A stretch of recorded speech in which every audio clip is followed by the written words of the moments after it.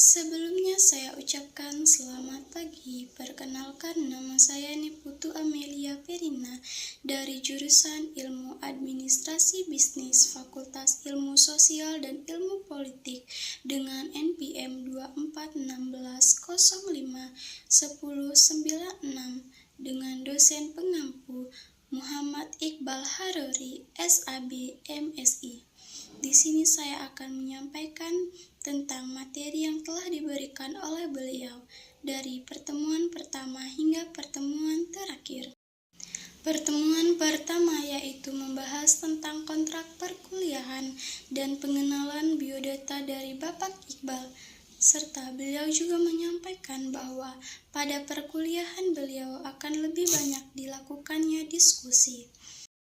Pada pertemuan kedua sudah mulai dilakukannya diskusi, dan pada kesempatan kali ini Azarel akan menyampaikan berita dan juga pendapatnya mengenai pendapat Menteri Keuangan tentang pembelian air galon yang bisa menjadi indikator menurunnya kelas menengah di Indonesia.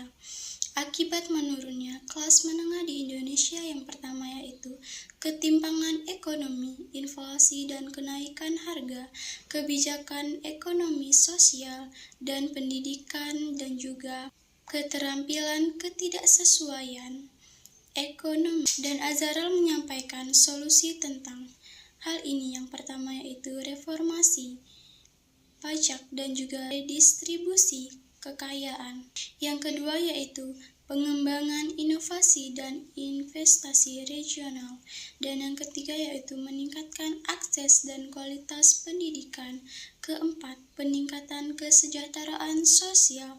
Dan kelima yaitu tentang dukungan untuk UMKM. Dan yang terakhir yaitu kebijakan ketenagakerjaan yang fleksibel dan inklusif. Penurunan kelas menengah di Indonesia juga disebabkan oleh COVID-19 dan juga pajak yang meningkat. Dan pendapat dan berita akan disampaikan selanjutnya oleh Tara mengenai harga timah di bubble yang tidak sesuai. Tara mengatakan bahwa mengapa harga impor dan ekspor tidak sesuai.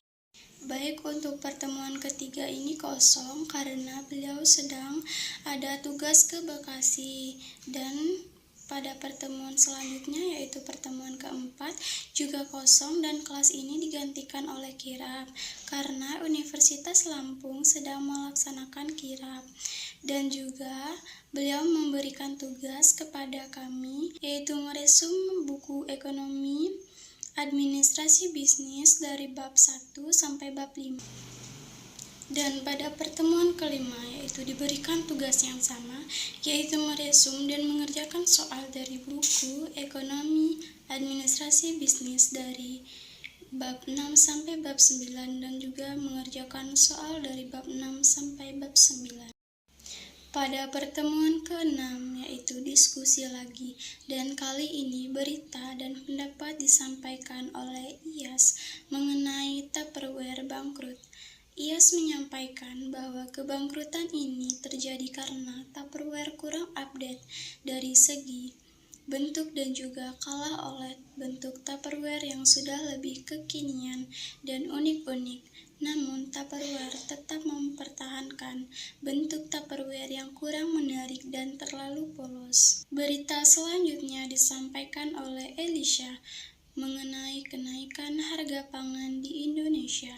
Elisha menyampaikan bahwa kenaikan harga pangan seperti beras, cabai, bawang, dan juga mempengaruhi langsung daya beli masyarakat terutama sektor rumah tangga dan pelaku UMKM. Berita ketiga disampaikan oleh Tara mengenai WNA curi emas, kerugian mencapai 1,0 triliun. Dan selanjutnya berita disampaikan oleh Kayla mengenai kenaikan UKT. Kayla menyampaikan bahwa Indonesia mengalami kenaikan UKT sejak tahun ajaran 2024 sampai 2025. Sedangkan jumlah penduduk miskin di Indonesia masih sangat banyak. Kenaikan UKT dapat mempengaruhi ekonomi dan banyak orang yang harus putus kuliah dan juga ada yang harus melakukan pinjaman uang demi membayar UKT yang semakin tinggi.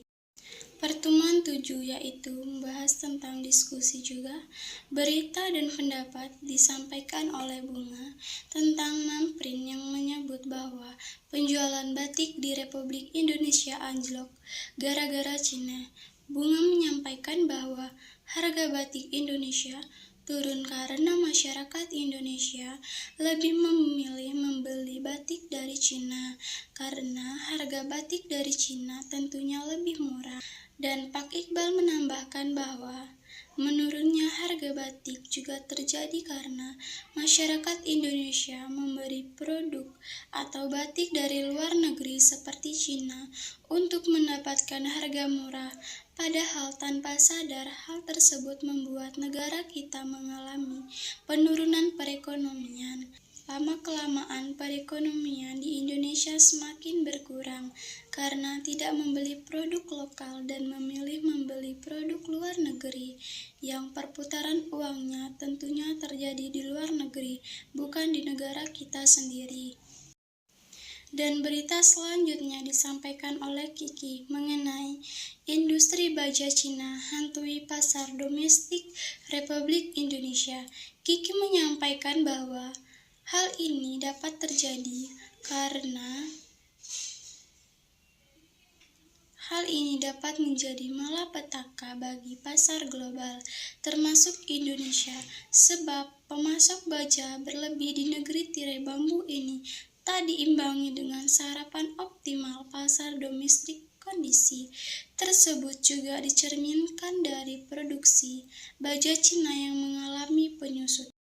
Dan selanjutnya berita dan pendapat disampaikan oleh Mauren tentang Prabowo sebut bagi makan gratis bisa naikkan ekonomi hingga 2%. Namun pada kenyataannya, makan gratis bisa berdampak pada kenaikan harga pangan dan mengeluarkan banyak sekali uang untuk membayar pekerja yang menyiapkan makanan tersebut setiap harinya.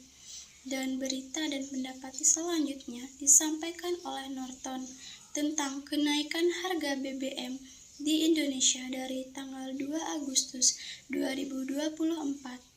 Kenaikan harga BBM ini dapat mempengaruhi perekonomian masyarakat Indonesia karena seharusnya dengan uang 30.000 mereka bisa membeli bahan makanan dan juga bensin, namun karena harga bensin yang naik, hanya dapat membeli bensin saja dengan uang 30.000.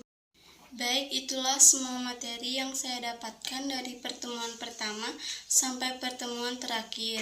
Sekian dari saya ucapkan terima kasih.